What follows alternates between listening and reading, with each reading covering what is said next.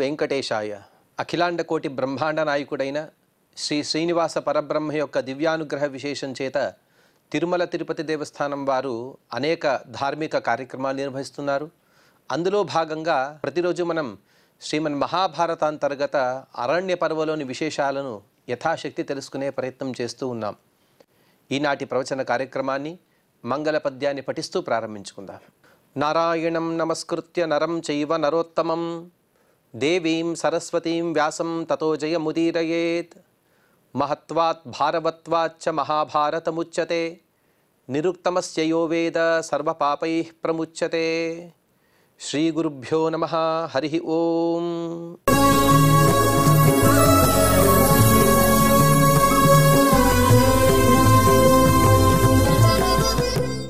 ఆరణేయ పర్వ అనే అనుపర్వలో యక్షరూపంలో వచ్చినటువంటి ధర్మరాజు గారు, యమధర్మరాజు గారు ధర్మరాజు గారిని అనేక ప్రశ్నలను అడిగారు.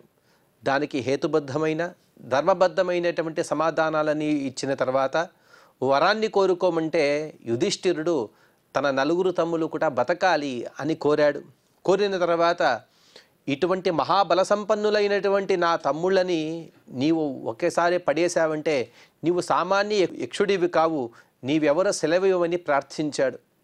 అందుకు ఆ యమధర్మరాజు గారు చెబుతూ, ధర్మోహమితి భద్రం తే జిజ్ఞాసుస్త్వామిహాగతః ఆనృశంసేన తుష్టోస్మి వరం దాస్యామి తే నఘ. ఓ ధర్మరాజా, ఎన్ని కష్టాలు వచ్చినా కూడా మన వ్యవహార శైలి అనేది ఏకప్రకారంగా ఉండాలి. అలా నీవు ఉన్నావో లేదో అని నిన్ను పరీక్షించడానికి వచ్చాను. అలాగే నీ దయ, నీ సమదర్శత ఇత్యాది సద్గుణాలచే నేను ఎంతో సంతోషాన్ని పొందాను.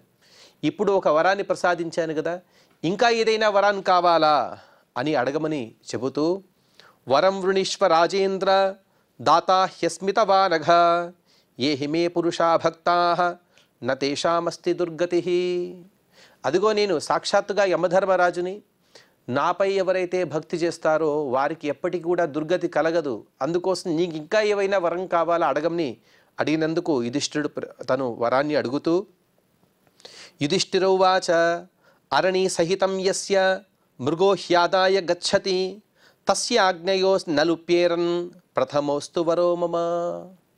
నాకేదో రాజ్యం కావాలి, అరణ్యంలో ఎంతో కష్టపడుతూ ఉన్నాను, ఇదేది కూడా అడగలేదు వరం. మొట్టమొదటి వరంగా యుధిష్ఠిరుడు తను అడిగిన వరం ఏమిటంటే, దేనికోసమైతే మేము అన్నదమ్ములందరూ కూడా పరిగెత్తుకుంటూ వచ్చామో అటువంటి అగ్ని, అరణీయ సహితమైనటువంటి అగ్ని ఏ బ్రాహ్మణుడైతే తను పోగొట్టుకున్నాడో, ఏ మృగమైతే ఆ అగ్నిని తీసుకువచ్చినదో ఆ అగ్ని లుప్తం కాకుండా, అది లోపం కాకుండా దయచేసి మాకు అందివ్వమని ప్రార్థించాడు. ఇదే నా మొట్టమొదటి వరంగా నేను అడుగుతూ ఉన్నాను అని యుధిష్ఠిరుడు అడిగినందుకు యక్షుడు చెబుతూ, యక్షౌవాచ అరణీ సహితం హ్యస్య బ్రాహ్మణస్య హృతం మయా మృగవేషేణ కౌంతేయ జిజ్ఞాసార్థం తవ ప్రభో. ఓ ధర్మరాజా, నేను నిన్ను చూడాలనే కోరికతో, అలాగే నిన్ను పరీక్షించాలనే కోరికతో ఆ మృగవేషంలో వచ్చి నేనే ఆ అరణిని అలాగే మంథనాన్ని నేను హరించాను. నిన్ను పరీక్షించడానికి అలా చేశానయ్యా అని చెప్పిన తర్వాత జరిగిన వృత్తాంతాన్ని వైశంపాయని మహర్షి గారు వివరిస్తూ, వైశంపాయనువాచ దదానీత్యేవ భగవాన్ ఉత్తరం ప్రత్యపద్యత అన్యం వరయ భద్రం తే వరం త్వం మమరోపమా. వైశంపాయని మహర్షి గారు చెబుతున్నారు, ఈ విధంగా చెప్పిన తర్వాత యమధర్మరాజు గారు ఆ మంథని సహితమైనటువంటి అగ్నిని యుధిష్ఠిరుని చేతికి అందించాడు. అందించిన తర్వాత ఇంకా సంతోషంతో ఇంకొక వరాన్ని కోరుకోమని చెప్పాడు. అప్పుడు యుధిష్ఠిరుడు చెబుతూ, యుధిష్ఠిరువాచ వర్షాణి ద్వాదశారణ్యే త్రయోదశముపస్థితం తత్ర నో నాభిజానీయు వసతో మనుజాః క్వచిత్. ఓ యమధర్మరాజా, ఇంతవరకు కూడా మేము 12 సంవత్సరాల వరకు అరణ్యవాసం చేశాం. తర్వాత 1 సంవత్సరం వరకు అజ్ఞాతవాసం చేయాలి మేమిక. ఆ సమయంలో సామాన్య మనుషులెవరూ కూడా మమ్మల్ని గుర్తించకుండా ఉండే విధంగా అనుగ్రహించండి, అటువంటి గుప్త వేషాన్ని మాకు ప్రసాదించమని అడిగాడు. అందుకు వైశంపాయని మహర్షి గారు వివరిస్తూ, వైశంపాయనువాచ దదానీత్యేవ భగవాన్ ఉత్తరం ప్రత్యపద్యత భూయశ్చాశ్వాసయామాస కౌంతేయం సత్య విక్రమం. వైశంపాయని మహర్షి గారు జనమేజయుడికి వివరిస్తున్నారు. ఓ జనమేజయ, ఆ విధంగా యమధర్మరాజు గారిని కోరగా యమధర్మరాజు గారు సరేనన్నారు. అలాగే ఓ సత్యపరాక్రమ, నీ వేషాన్ని ఎవరు కూడా గుర్తుపట్టరు అని చెబుతూ, యద్యపి స్వేన రూపేణ చరిష్యత మహీమిహాం నవో విజ్ఞాస్యతే కశ్చిత్ త్రిషు లోకేషు భారత. ఈ విషయాన్ని మనం విరాట పర్వం యొక్క చివరి భాగం వరకు కూడా గుర్తుపెట్టుకోవాలి. ఎవరి యొక్క వరప్రభావం చేత అయితే పాండవులందరూ కూడా ద్రౌపది సహితులై ఆ విరాట దేశంలో సుఖంగా ఉన్నారంటే అది యమధర్మరాజు గారి యొక్క అనుగ్రహమే. ఎందుకంటే ఆ యమధర్మరాజు గారు చెబుతూ, అకస్మాత్తుగా అజ్ఞాతవాసంలో మీరు ఇప్పుడున్నటువంటి రూపంతో సంచరించినా కూడా మీరు పాండవులు అని ఎవరు గుర్తుపట్టరు. ఇది నిజము, ఆ వరాన్ని మీకు ఇస్తున్నానని చెప్పాడు. వర్షం త్రయోదశమిదం మత్ప్రసాదాత్ కురుద్వహాః విరాటనగరే గూఢాః అవిజ్ఞాతాశ్చరిష్యత. అలాగే ఈ 13 సంవత్సరాల అజ్ఞాతవాసాన్ని మీరు విరాట నగరంలో రహస్యంగా గడపగలరు. ఓ పాండవోత్తములారా, నా అనుగ్రహం వలన మీకు ఇది సాధ్యము. అంటే యమధర్మరాజు గారి యొక్క అనుగ్రహం లేకపోతే ఇదంతా కూడా సాధ్యం కాదు. ఎందుకంటే సర్వకర్మ సాక్షిగా ఉన్నవారు ఎవరైతే పాండవులను చూస్తున్నారో వీరు పాండవులని గుర్తు పట్టని విధంగా వారి బుద్ధిని ప్రేరేపిస్తున్నారు. కాబట్టి అదంతా కూడా యమధర్మరాజు గారి యొక్క అనుగ్రహమే. యద్వ సంకల్పితం రూపం మనసా యస్య యాదృశం తాదృశం సర్వే ఛందతో దారయిష్యథ. ఈ అజ్ఞాతవాసంలో మీరు 5 అన్నదమ్ములు, అలాగే ద్రౌపదీదేవి, మీరందరూ కూడా ఏ రూపాలు కావాలని సంకల్పిస్తారో అటువంటి రూపాన్ని మీరందరూ కూడా సంకల్పమాత్రం చేత పొందుతారు. ఏదో వేషాన్ని పులుముకునే అవసరం లేదు, ఆ వేషం స్వాభావికంగానే మీకు చేకూరుతుంది. అరణి సహితం చేదం బ్రాహ్మణాయ ప్రయచ్చత జిజ్ఞాసార్థం మయా హ్యేతత ఆహృతం మృగరూపిణ. అలాగే మీకు ఇప్పుడు ఇచ్చినటువంటి మంథన కాష్ట సహితమైనటువంటి అరణిని ఆ బ్రాహ్మణునికి ఇవ్వండి. ఇప్పుడే చెప్పాను కదా, నిన్ను పరీక్షించడం కోసమే నేనే మృగవేషంలో వచ్చి దాన్ని నేను తీసుకువచ్చాను. ప్రవృణీష్వాపరం సౌమ్య వరమిష్టం దదానితే నతృప్యామి నరశ్రేష్ఠ ప్రయచ్చన్ వై వరాన్స్తథా. ఓ సౌమ్యుడ, ఓ యుధిష్ఠిర, నేను నీకింకొక వరం ఇవ్వాలని అనుకుంటూ ఉన్నాను. ఎందుకంటే నీకు ఎన్ని వరాలు ఇచ్చినా కూడా నాకే తృప్తి కలగటం లేదు. ఎందుకంటే స్వలాభం కోసం ఏదైనా వరాన్ని కోరుతావేమో నేను అనుకున్నాను. కానీ మొట్టమొదటి వరంగా మేమందరం కూడా మేము దేనికోసమైతే వచ్చామో అటువంటి మంథన కాష్టాన్ని అరణిని ఇవ్వమని అడిగావు. ఇక రెండవ వరం కోరుకోమంటే మేము అజ్ఞాతవాసంలో ఉండే సందర్భంలో ఎవరు కూడా మమ్మల్ని కనిపెట్టకూడదు అని నీవు వరం కోరుకున్నావు. ఎప్పుడు కూడా అటువంటి సుఖం కావాలి, భోగభాగ్యాలు కావాలి. ఈ వరం ఇటువంటి వరాలు కోరటం లేదు కదా, అందుకోసం నీకు ఎన్ని వరాలు ఇచ్చినా కూడా నాకు తృప్తి కలగటం లేదు. తృతీయం గృహ్యతాం పుత్ర వరమ ప్రతిమాం మహత త్వం హిమత్ ప్రభవో రాజన్ విదురశ్చ మమాంశజః. ఓ ధర్మరాజా, నీవు నా పుత్రుడివే, అలాగే నా అంశతోనే విదురుడు కూడా జన్మించాడు. అటువంటి నీవు ఎంతో సద్గుణ సంపన్నుడివి. అందుకోసమే ఇంకొక చాలా మంచి వరాన్ని, గొప్పదైనటువంటి వరాన్ని కోరుకోమని యమధర్మరాజు గారు ఆదేశించారు. అప్పుడు యుధిష్ఠిరుడు చెబుతున్నాడు, యుధిష్ఠిరువాచ దేవదేవో మయా దృష్టః భవాన్ సాక్షాత్ సనాతనః యం దదాసి వరం తుష్టః తం గ్రహీష్యామ్యహం పితః. ఓ స్వామి, సర్వకర్మ సాక్షిగా ఉండేవారు, అలాగే సకల జీవుల యొక్క పాపపుణ్యాలను లెక్క పెట్టేవారు, అటువంటి మీరొచ్చి ఈ భూలోకంలో నాకు దర్శనమిచ్చారంటే దీనికన్నా గొప్ప వరం ఇంకేముంది? సరే, అలా కాకుండా మీరేదైనా వరం ఇవ్వాలనుకుంటే మీరిచ్చిన వరాన్ని నేను సంతోషంగా స్వీకరిస్తాను. ఇదే వరం కావాలి, నేను కోరుకోవటం లేదు. జయేయం లోభమోహౌ చ క్రోధం చాహం సదా విభో దానే తపసి సత్యే చ మనోమే సతతం భవేత్.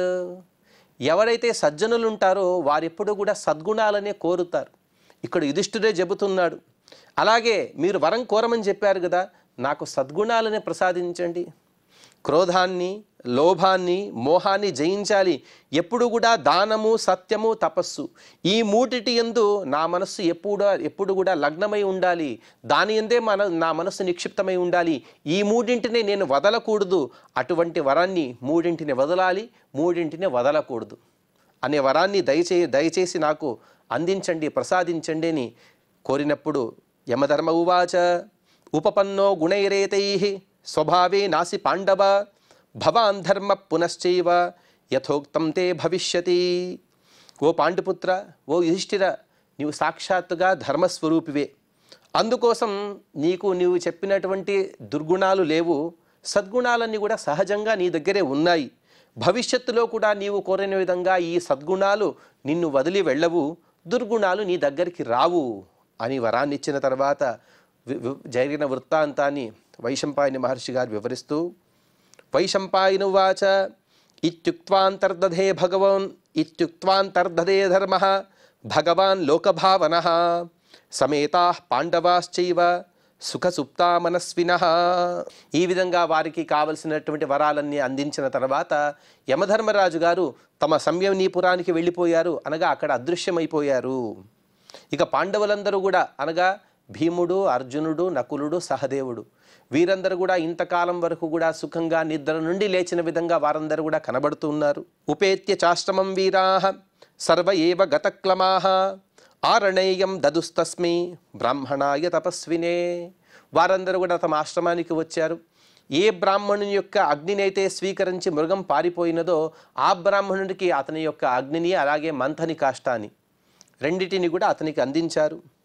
తర్వాత ఇదం సముత్థాన సమాగతం మహత్ పితుశ్చ పుత్రస్య చ కీర్తివర్ధనం పఠన్నరస్యాద్విజితేంద్రియో వశీ సపుత్రపౌత్రశతవర్షభాగ్ భవేత్. ఓ జనమేజయ, భీమార్జున నకుల సహదేవులు వారిద్దరూ కూడా పునరుజ్జీవితులయ్యారు. అటువంటి లాభాన్ని సంబంధించిన ధర్మరాజు, అనగా యమధర్మరాజు గారు, అలాగే ధర్మరాజు గారు, వీరిద్దరి యొక్క సంభాషణతో కూడినటువంటి ఈ ఆఖ్యానాన్ని ఎవరైతే వింటారో, ఎవరైతే పఠనం చేస్తారో వారికి గొప్పదైనటువంటి యశస్సు కలుగుతుంది. ఈ ప్రశస్తమైనటువంటి ఆఖ్యానాన్ని చదివిన వారికి వారి ఇంద్రియ నిగ్రహం అనేది వారికి చేకూరుతుంది. ఆత్మనిగ్రహం కలవారి ఉంటారు. ఇవన్నీ కూడా ఆత్మ యొక్క గుణాలైతే శారీరకంగా కూడా వారు సుఖాన్ని పొందుతారు. పుత్ర పౌత్రులకి కొదువలేదు. నిండు నూరేళ్లు కూడా ఆయురారోగ్య ఐశ్వర్య సంపదలతో వారు సుఖంగా ఈ లోకంలో వారు జీవించి ఉండగలరు. నచాప్యధర్మే న సుహృద్విభేదనే పరస్వహారే పరదారమర్శనే కదర్యభావే నరమేన్ మనస్సదా నృణాం సదాఖ్యానమిదం విజానతాం. ఇదం సదాఖ్యానమని వైశంపాయని మహర్షి గారు చెబుతున్నారు. అంటే గొప్పదైనటువంటి ఆఖ్యానం. ఈ ఆఖ్యానాన్ని ఎవరైతే నిరంతరం కూడా గుర్తుంచుకొని దీన్ని ఎప్పుడు కూడా మననం చేసుకుంటారో అటువంటి వారికి అధర్మం పట్ల వారి మనస్సు వెళ్ళదు. స్నేహితులను విడదీయటం వల్ల కానీ, పరదారాభిమానం వలన కానీ, లోభానికి వశమైపోవటం వల్ల కానీ అటువంటి దుర్గుణాలు యందు వారి మనస్సు ప్రవర్తించదు. వారెప్పుడు కూడా సద్గుణ సంపన్నులై సకల దుర్గుణ రహితులై సుఖంగా ఇహలోకంలో జీవిస్తారు అనే విషయాన్ని చెబుతూ ఇక్కడికి 314వ అధ్యాయాన్ని పూర్తి చేసుకుని ఇక 315వ అధ్యాయంలో వైశంపాయని మహర్షి గారు చెబుతున్నారు. వైశంపాయనువాచ ధర్మేణ తే అభ్యనుజ్ఞాతాః పాండవా సత్యవిక్రమాః అజ్ఞాతవాసం వత్స్యంత ఛన్నా వర్షం త్రయోదశం. ఓ జనమేజయ, ఆ యమధర్మరాజు గారి యొక్క అనుమతి పొందిన తర్వాత ఆ సత్య పరాక్రములైనటువంటి, అనగా సత్యము పరాక్రమము ఇత్యాది సద్గుణ సంపన్నులైనటువంటి ఆ పాండవులందరూ కూడా 13వ సంవత్సరమైన అజ్ఞాతవాసాన్ని ఎలా చేయాలి, ఎలా వారు నిర్వహించి ఆ 1 సంవత్సరం గడపాలి అని ఆలోచిస్తూ ఉన్నారు. అందుకోసం ఉపోపవిష్టా విద్వాంసః సహితా సంశితవ్రతాః ఏ తద్భక్తా వసంతి స్మ వనవాసే తపస్వినః తానబ్రువన్ మహాత్మానః స్థితా ప్రాంజలయస్తదా అభ్యనుజ్ఞాపయిష్యంత తం నివాసం ధృతవ్రతాః. వారందరూ కూడా సామాన్యులు కారు. పాండవులందరూ కూడా ఉత్తమమైనటువంటి వ్రతాన్ని ఆచరించే ధర్మాత్ములు, పండితులు కూడా. ఇప్పుడు వారందరూ కూడా వనవాసంలో వారి తోడుగా ఉన్నటువంటి బ్రాహ్మణులను, ఋషులను, మునులను వారినందరూ కూడా ఇక పోషించడం కుదరదు. అందుకోసం వారందరూ కూడా వీడుకోలు పలకడం కోసం వారినందరినీ కూడా ఒకచోట సమావేశపరిచారు. సమావేశపరిచి ఆ బ్రాహ్మణుల ముందు ఈ విధంగా ప్రార్థిస్తూ ఉన్నారు. విదితం భవతాం సర్వం ధార్తరాష్ట్రైర్యథా వయం ఛద్మనాహృత రాజ్యాశ్చ అనయాశ్చ బహుశకృతాః. ఓ మునిపుంగులవారా, ఓ బ్రాహ్మణులారా, కౌరవులు మా నుండి ఏ విధంగా రాజ్యాన్ని అపహరించారు, వారి యొక్క మాయాద్యూతం, అలాగే మేము వనవాసంలో మా అంతక మేము ఉన్నప్పుడు కూడా ఘోషయాత్ర ఇత్యాది దుష్కృత్యాలను చేస్తూ మాపై ఎలా దండెత్తి వచ్చారు, ఈ విషయాలన్నీ కూడా తమరికి తెలిసినదే. ఉషితాశ్చ వనే కృచ్ఛ్రే వయం 12 వత్సరాన్ అజ్ఞాతవాస సమయం శేషం వర్షం 13. మేమిప్పుడు నియమానుసారంగా 12 సంవత్సరాల అరణ్యవాసాన్ని పూర్తి చేసుకున్నాం. ఇక 13వ సంవత్సరం యొక్క అజ్ఞాతవాసం చేయవలసి ఉన్నది. తద్వసామో వయం ఛన్నాః తదను జ్ఞాతుమర్హత సుయోధనశ్చ దుష్టాత్మ కర్ణశ్చ సహ సౌబలః జానంతో విషమం కుర్యుః అస్మాస్వత్యంత వైరిణః యుక్తచారాశ్చ యుక్తాశ్చ పౌరస్య స్వజనస్య చ. అందుకోసం మేమందరూ కూడా వేషాన్ని మార్చుకొని 13వ సంవత్సరమైన అజ్ఞాతవాసాన్ని ప్రారంభించబోతూ ఉన్నాం. మీరందరూ కూడా మాతో పాటే ఉన్నారని తెలిస్తే ఎటువంటి ఆపదలైనా మిమ్మల్ని గురి చేయవచ్చు ఆ దుర్యోధనాదులు. దుర్యోధనుడు, దుశ్శాసనుడు, కర్ణుడు, శకుని, ఈ వీరందరూ కూడా మీపైన ఎటువంటి ప్రయోగాలైనా చేయవచ్చు. మా వలన మీరు కూడా ఇబ్బంది పడతారు కదా, అందుకోసం అటువంటి ఆపద మీకు రాకూడదు. అపినస్తద్భవేద్భూయః యద్వయం బ్రాహ్మణైః సహ సమస్తాస్వేషు రాష్ట్రేషు స్వరాజ్యస్థా భవేమహి. ధర్మరాజు గారు చెబుతున్నారు, ఓ బ్రాహ్మణోత్తములారా, మేమందరం కూడా రాజ్యాన్ని పాలిస్తామా? మిమ్మల్ని అందరూ కూడా మరొకసారి మేము సేవించుకోగలుగుతామా? అటువంటి కాలం రాబోతుందా లేదా అని ప్రశ్నించే సందర్భంలో జరిగిన విషయాన్ని వైశంపాయన మహర్షి గారు వివరిస్తూ, వైశంపాయనువాచ ఇత్యుక్త్వా దుఃఖ శోకార్తః శుచిర్ధర్మసుతస్తదా సమ్మూర్ఛితో భవద్రాజ సాశ్రుకంఠో యుధిష్ఠిరః. ఈ విధంగా అధికమైనటువంటి దుఃఖాన్ని పొందిన యుధిష్ఠిరుడు ఇంత చెబుతూ కంఠమంతా కూడా గద్గదమైపోయింది. ఎంతో దుఃఖం, ఆ దుఃఖం యొక్క అతిరేకం చేత మూర్ఛపోయాడు. తమథా శ్వాసయన్ సర్వే బ్రాహ్మణ భ్రాతృభిః సహ అథ ధౌమ్యో బ్రవీద్వాక్యం మహార్థం నృపతిం తదా.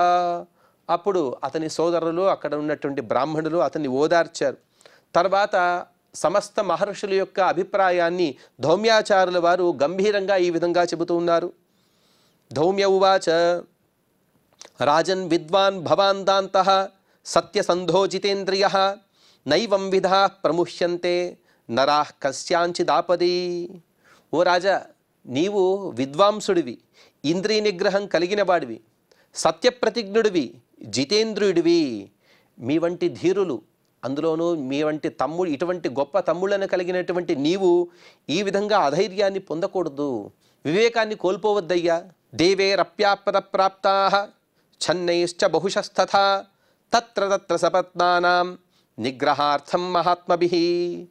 కష్టాలంటే మానవులకు మాత్రమే అని అనుకుంటున్నావేమో, దేవతలకు కూడా ఎన్నో ఆపదలు వస్తాయి. అది కూడా సపత్నానాం, సవతి తల్లుల యొక్క కుమారుల చేతనే ఎన్నో ఆపదలను పొందారు దేవతలు కూడా. వారు కూడా వారిని నిగ్రహించడం కోసం కొన్నిసార్లు వారు కూడా దాక్కోవలసి వచ్చినది. అది ఎప్పుడు అంటే ఇంద్రేణ రిషధాన్ ప్రాప్య గిరిప్రస్థాశ్రమే తదా ఛన్యేనోష్య కృతం కర్మ ద్విషతాం చ వినిగ్రహే. సాక్షాత్తుగా దేవరాజు, త్రిలోకాధిపతి అటువంటి ఇంద్రుడు కూడా తన శత్రువును అదుపు చేయడం కోసం అజ్ఞాతంగా నిషధ దేశంలో వెళ్ళి దాక్కున్నాడు. అక్కడ వెళ్ళి ఉంటూ తన కార్యసాధన కోసం తను ప్రయత్నించాడు. విష్ణునాశ్వశిర ప్రాప్య తథాదిత్యాం నివత్స్యత గర్భే వదార్థం దైత్యానాం అజ్ఞానే నోషితం చిరం. సాక్షాత్ విష్ణు భగవానుడు కూడా తను హయగ్రీవ స్వరూపంతో అదితిదేవ యొక్క గర్భాన్ని, తను ఆ గర్భాన్ని ఆశ్రయించి చాలా కాలం వరకు కూడా ఉండవలసి వచ్చింది. అతనే ప్రాప్య వామన రూపేణ ప్రచ్ఛన్నం బ్రహ్మరూపిణ బలేర్యథాహృతం రాజ్యం విక్రమేస్తచ్చతే శ్రుతం. ఆయనే, ఆ విష్ణుమూర్తియే తను వామనుడిగా అవతరించి 3 అడుగుల నేల తను బలిచక్రవర్తి ద్వారా దానాన్ని పొంది కార్యసాధన చేసుకున్నాడు. నేను విష్ణుమూర్తిని, ఆ విష్ణు రూపంలోనే రాలేదు కదా, తను మరొక వేషాన్ని ధరించాడు. అలాగే మీరు కూడా మరొక వేషాన్ని ధరించండి, కార్యాన్ని మీరు సాధించుకోండి ఎలాగైనా సరే. హుతాశనేన యచ్చాపః ప్రవిశ్య ఛందమాసత విబుధానాం కృతం కర్మ తచ్చతర్వం శృతం త్వయా. సాక్షాత్తుగా అగ్నిదేవుడు అందరినీ దహించే సామర్థ్యం కలిగినవాడు. అతను కూడా తన కార్యసాధన కోసం నీటిలో దాక్కోవలసి వచ్చింది. ఈ విషయం నీవు తెలిసినదే కదా. ప్రచ్ఛన్నం చాపి ధర్మజ్ఞ హరినారి వినిగ్రహే వజ్రం ప్రవిశ్య శక్రస్య యత్కృతం తచ్చతే శృతం. ఈ విషయాన్ని రామాయణంలో కూడా చెప్పారు. సాక్షాత్తుగా విష్ణుమూర్తికే తను ప్రచ్ఛన్నుడై అనగా దాక్కొని అంటే అర్థం ఏమిటంటే తన సన్నిధానం చేత ఆ వజ్రాయుధానికి విశేషమైనటువంటి శక్తిని అందించి తను దైత్యుల యొక్క సంహారాన్ని చేశాడు. ఔర్వేణ వసతాచ్ఛన్నం ఊరో బ్రహ్మర్షిణా తదా యత్కృతం తాతదేవేషు కర్మతత్తే నఘశ్రుతం. ఓ నాయన, ఓ ధర్మరాజా, నీవు అత్యంత పవిత్రుడివి. నీకు తెలిసిన విషయమే మరొక విషయం కూడా చెబుతాను విను. బ్రహ్మర్షి అయినటువంటి ఔర మహర్షి రహస్యంగా తన తల్లి యొక్క ఊరువులో నివసించాడు. దేవతా కార్యం కోసం తను అక్కడ దాక్కోవలసి వచ్చింది. అలాగే ఏవం వివస్వతా తాత ఛన్నేనోత్తమ తేజస నిర్దగ్నాశాత్రభా సర్వే వసతా భువి సర్వశః. అలాగే మహాతేజస్వి అయినటువంటి సూర్యభగవానుడు కూడా భూమిపైన రహస్యంగా ఉండవలసి వచ్చింది. అతను అలాగుంటూ తన శత్రువుని సంహరించారు. ఇవన్నీ కూడా నీకు తెలిసినదే కదా. విష్ణునా వసతా చాపి గృహే దశరథస్య వై దశగ్రీవో హతచ్ఛన్నం సంయుగే భీమకర్మణ. అప్రతిహత పరాక్రమం కలిగినటువంటి శ్రీరామచంద్రుడు కూడా తను దశరథుని ఇంట విష్ణువుగా కాదు రాముడిగా ఉన్నాడు. ఉంటూ తను యుద్ధంలో దశగ్రీవుడిని అనగా రావణుని వధించాడు కదా. ఏవమేవ మహాత్మానః ప్రచ్ఛన్నాస్తత్ర తత్రః అజయచ్ఛాత్రవాన్ యుద్ధే తథా త్వమపి జేష్యసి. అలాగే అనేక మంది అప్రతిహత పరాక్రమం కలిగిన వారైనప్పటికీ కూడా తమ యొక్క వేషాన్ని అప్పుడప్పుడు వారు అలా మూసివేశారు. ఎందుకంటే వారికి అదృష్టం కలిసి రాలేదు కాబట్టి. ఎప్పుడైతే వారి యొక్క పుణ్య సంపాదన ఎక్కువగా అయిందో, అది సరి అయినటువంటి స్థితికి వచ్చినదో, అప్పుడు ఆ పుణ్య విశేషం చేత వారందరూ కూడా వారి యొక్క శత్రువులపైన జయాన్ని పొందారు. అలాగే నీవు కూడా భావి కాలంలో జయాన్ని పొందుతావు.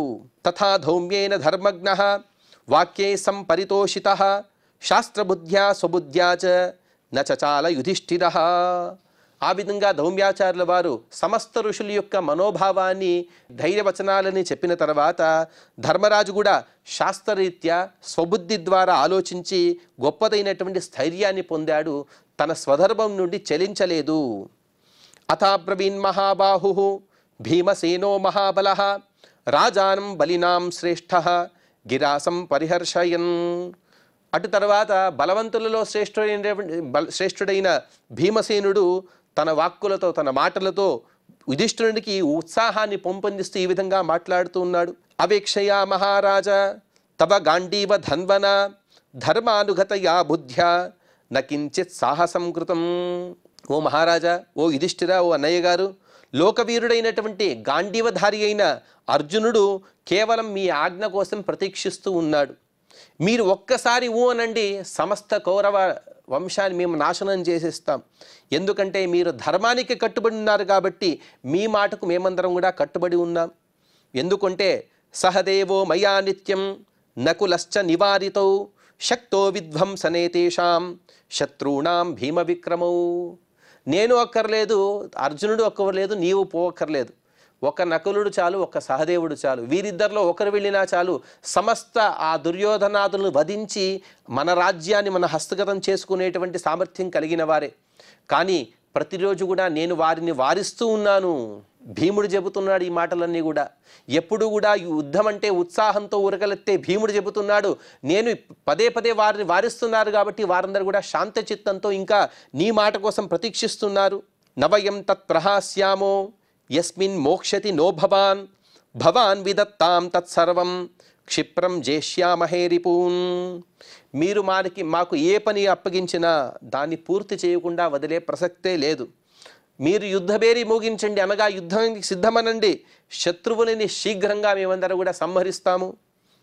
ఇత్యుక్తే భీమసేనేన బ్రాహ్మణాః పరమాశిషా ఉక్త్వా చాపృచ్ఛ భరతాన్ యథా స్వాన్ స్వాన్ యయుర్గృహాన్. భీముడు ఆ విధమైనటువంటి ఉత్సాహపరిచేటువంటి మాటలు పలకగానే బ్రాహ్మణులందరూ కూడా తథాస్తు తథాస్తు, ఇటువంటి గొప్ప పరాక్రమం మీ యందు ఉంది, కానీ ఇప్పుడు మన పరాక్రమం చూపించే సందర్భం కాదు కాబట్టి అని ఇత్యాది అనేక సాంత్వన వచనాలు చెబుతూ వారిని చక్కగా ఆశీర్వదించి వారందరూ కూడా పాండవుల దగ్గర వీడుకోలు తీసుకొని వారి వారి ఇళ్లకు వెళ్ళిపోయారు. వారందరూ కూడా సర్వే వేదవిదో ముఖ్యాః యతయో మునయస్తథా ఆసీదుస్థే యథాన్యాయం పునర్దర్శన కాంక్షయా. వచ్చిన వారందరూ కూడా సామాన్యులు కారు, గొప్ప వేదవిధులు, యతులున్నారు, మునులున్నారు, సన్యాసులు ఉన్నారు. అటువంటి వారందరూ కూడా మరొక్కసారి మేము పాండవులందరూ కూడా రాజ్యాన్ని పాలిస్తే చూడాలి అనే దర్శనాకాంక్షతో వారందరూ కూడా పాండవుల దగ్గర సెలవు తీసుకుని యథోచిత స్థానాలకు వెళ్ళిపోయారు. సహ ధౌమ్యేన విద్వాంసః తథా పంచచ పాండవాః ఉత్థాయ ప్రయయుర్వీరాః కృష్ణామాదాయ ధన్వినః. అప్పటిక పంచ పాండవులు, ద్రౌపదీదేవి, ధౌమ్యాచార్యుల వారు వీరందరూ కూడా కలిసి అక్కడి నుండి బయలుదేరారు. క్రోశమాత్రముపాగమ్య తస్మాత్ దేశాన్నిమిత్తతః శోభూతే మనుజౌ వ్యాఘ్రాః ఛన్నావాసార్థముద్యతాః పృథక్శాస్త్రవిదః సర్వే సర్వే మంత్రవిశారదాః సంధి విగ్రహకాలగ్నాః మంత్రాయ సముపావిశన్. వారందరూ కూడా కొంత దూరం వరకు అలా వెళ్ళారు. వెళ్ళిన తర్వాత కాసేపు అక్కడే ఆగారు. ఆగిన తర్వాత మరోజు ఉదయం నుండి కూడా అజ్ఞాతవాసాన్ని ప్రారంభించాలి అనే ఒక సంకల్పంలో వారు నిర్ణయించుకున్నారు. తద్విషయంగా కొన్ని చర్చలు కూడా చేసుకున్నారు. ఇక పాండవుల యొక్క గుణాలను చెబుతూ ఈ ఆరణేయ పర్వాన్ని అలాగే అరణ్య పర్వాన్ని కూడా ఇక్కడికి సమాప్తి చేస్తున్నారు వ్యాసులు వారు. వారందరూ కూడా పృథక్ శాస్త్రవిదః, ప్రత్యేకమైనటువంటి శాస్త్రాలను చక్కగా తెలుసుకున్నవారు. మంత్ర శాస్త్ర విశారదాః, మంత్రాలను శాస్త్రాలను జపం చేయడంలో వాటిని ప్రయోగించడంలో ఎంతో నిష్ణాతులు. సంధి విగ్రహ కాలజ్ఞాః, ఎప్పుడు ఎవరితో సంధానం చేసుకోవాలి, ఎప్పుడు ఎవరితో యుద్ధం చేయాలి అనే దాన్ని చక్కగా తెలుసుకున్నారు. అటువంటి వారందరూ కూడా కలిసి అక్కడ వారు ఆలోచిస్తూ ఉన్నారు అని చెబుతూ ఇక ఈ వనపర్వ అరణ్య పర్వాన్ని శ్రవణం చేస్తే ఎంత పుణ్యం వస్తుందో దాన్ని స్వయంగా వ్యాసుల వారే చెబుతున్నారు. ఇదమారణ్యకం శృత్వా మహాపాపైః ప్రముచ్యతే అధనోధనమాప్నోతి పుత్రపౌత్ర సమన్వితః. ఈ అరణ్య పర్వాన్ని శ్రవణం చేసిన వారికి మహాపాపాలన్నీ కూడా తొలగిపోతాయి. వారందరూ కూడా పుత్ర పౌత్ర సమన్వితులై ఇహలోకంలో గొప్పదైనటువంటి భోగ భాగ్యాలతో వారు సుఖంగా జీవిస్తారు. యం ప్రార్థయతే కామం తం ప్రాప్నోత్యసంశయం నారీ వా పురుషో వాపి శుచి ప్రయతమానసః. అరణ్యకే శ్రుతే ధీతే బ్రాహ్మణాన్ పాయసాదిభిః భోజయేత్ వస్త్ర గోస్వర్ణ దానై రత్నై ప్రపూజితాన్. స్త్రీలైనా పురుషులైనా ఎవరైనా సరే శుచిగా ఏకాగ్రచిత్తులై ఈ అరణ్య పర్వాన్ని శ్రవణం చేసిన లేకపోతే స్వయంగా వారే పఠించినా కూడా వారందరూ కూడా గొప్ప పుణ్యాన్ని పొందుతారు. ఈ అరణ్య పర్వం యొక్క పూర్తి అయినటువంటి ఫలాన్ని పొందడం కోసం బ్రాహ్మణులకు పాయసంతో సహా పంచపక్వాన్నంతో భోజనం పెట్టి గోవులు బంగారు వస్త్రాలు ఇచ్చి సత్కరించినా కూడా వారి కోరికలన్నీ కూడా నెరవేరుతాయి. బ్రాహ్మణేషు చ తుష్టేషు సంతుష్టాః పాండునందనాః బ్రహ్మా విష్ణుస్తథా రుద్రః శక్రో దేవగణాస్తథా భూతాని మునయో దేవ్యః తథా పితృగణాశ్చ యే వాచకం పూజయేచ్ఛక్త్యా వస్త్రాన్ని సర్వభూషణైః. ఈ మొత్తం పర్వంలో కూడా ఎక్కువగా పాండవుల గురించి చెప్పారు. అటువంటి పాండవుల యొక్క అనుగ్రహాన్ని పొందాలంటే బ్రాహ్మణులని పూజించాలి. ఆ బ్రాహ్మణుల యొక్క పూజ చేత బ్రహ్మ విష్ణు మహేశ్వరులు, సమస్త ఇంద్రాది దేవగణము, సమస్త భూతాలు, సమస్త మునులు, దేవతలు, పితృదేవతలు వారందరూ కూడా తృప్తిని పొందుతారు. అలాగే వాచకుడిని ఎవరైతే ఈ ప్రవచనాన్ని చెప్పారో వారిని కూడా పూజించాలి, సత్కరించాలి. అలాగే విశేషస్తు కపిలాదేయాతు జయపాఠకే కాంస్యదోహారౌప్యఖుర స్వర్ణశృంగీ సభూషణ పాండూనాం పరితార్థం దద్యాత్ అన్నం చ ద్విజాతయే. ఈ మహాభారతం ఎవరైతే చదివించి వినిపిస్తారో వారికి ఒక కపిల గోవుని దానం చేయాలి.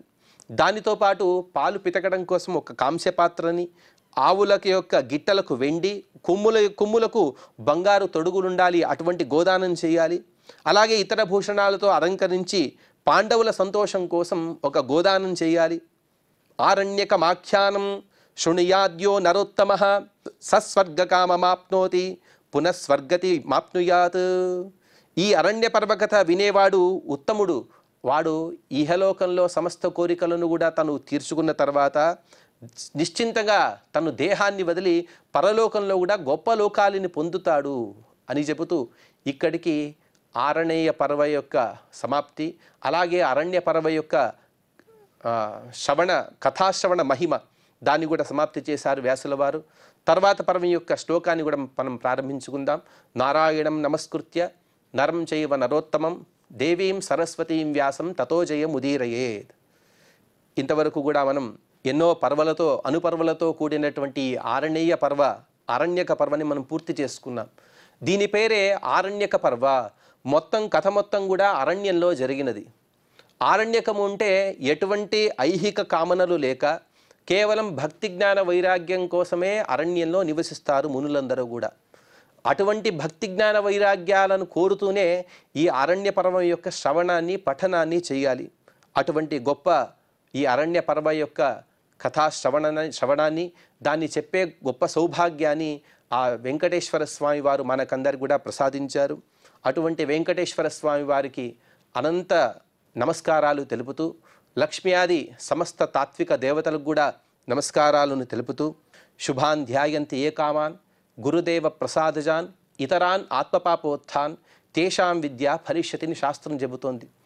మనం మన జీవితంలో ఏదైనా శుభకర్మలను లేకపోతే శుభమైనటువంటి ఫలితాన్ని పొంది ఉంటే అదంతా కూడా గురువులు అలాగే దేవత యొక్క అనుగ్రహం. దైవం శ్రీ వెంకటేశ్వర స్వామి వారు, ఆదివరాహ అభిన్నుడైనటువంటి ఆ వెంకటేశ్వర స్వామి వారి యొక్క కేవలం అనుగ్రహ విశేషం చేత మాత్రమే ఒక 2 మంచి మాటలను చెప్పేటువంటి గొప్ప సౌభాగ్యాన్ని పొంది ఉన్నాను. ఈ అరణ్య పర్వం యొక్క ప్రవచన కార్యక్రమాన్ని మనం మంగళ పద్యాన్ని క్షమాప్రార్థన పలుకుతూ సుసంపన్నం చేసుకుందాం. యదక్షరపదభ్రష్టం మాత్రాహీనం చ యద్భవేత్ తత్సర్వం క్షమ్యతాం దేవ నారాయణ నమోస్తుతే. శ్రియః కాంతాయ కళ్యాణ నిధయే నిధయేర్థినాం శ్రీవేంకటనివాసాయ శ్రీనివాసాయ మంగళం. శ్రీకృష్ణార్పణమస్తు.